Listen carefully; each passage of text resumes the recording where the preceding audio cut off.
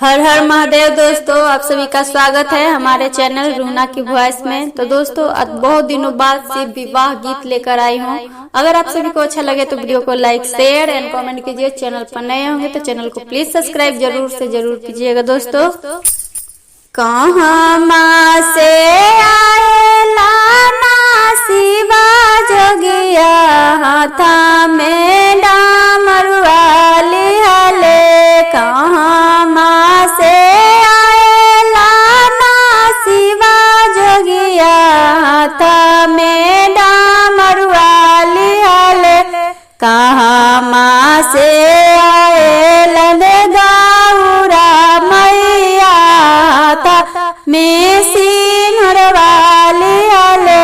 कहाँ माँ से आएलन गौरा मैया, में सिंहरवा लिहाले। काशी से आएला ना शिवा जोगिया, में डामरुआ लिहाले। काशी से हाथ में डामरुआ लिहाले। विंध्याचल से आएलन गौरा मैया, हाथ में सिंहरवा लिहाले। विंध्याचल से आएलन गौरा मैया, हाथ में सिंहरवा लिहाले। किया चढ़ी हाथ में डामरुआ लिहाले। किया चढ़ी आएलन गौरा मैया, हाथ में सिंहरवा लिहाले। किया चढ़ी आएलन गौरा मैया, हाथ में सिंहरवा लिहाले। नंदी चढ़ी हाथ में डामरुआ लिहाले। शेर चढ़ी आएलन गौरा मैया, हाथ में सिंहरवा लिहाले। शेर चढ़ी आएलन गौरा मैया, हाथ में सिंहरवा लिहाले। कहाँ माँ बैठा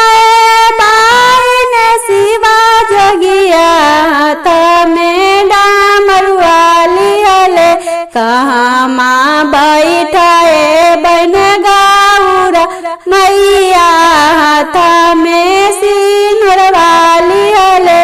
कहाँ माँ बैठाए बन गौरा मैया, हाथ में सिंहरवा लिहाले। मारवा बैठाए बन शिवा जोगिया, हाथ में डामरुआ लिहाले।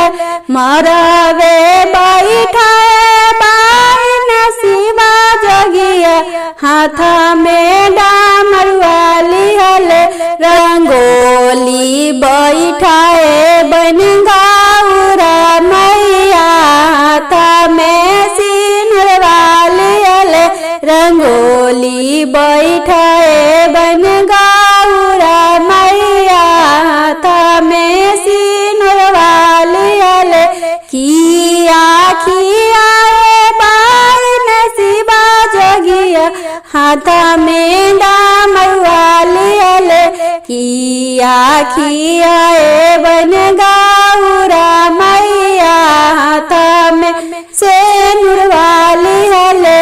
किया खियाए बन गौरा मैया, हाथ में सिंहरवा लिहाले।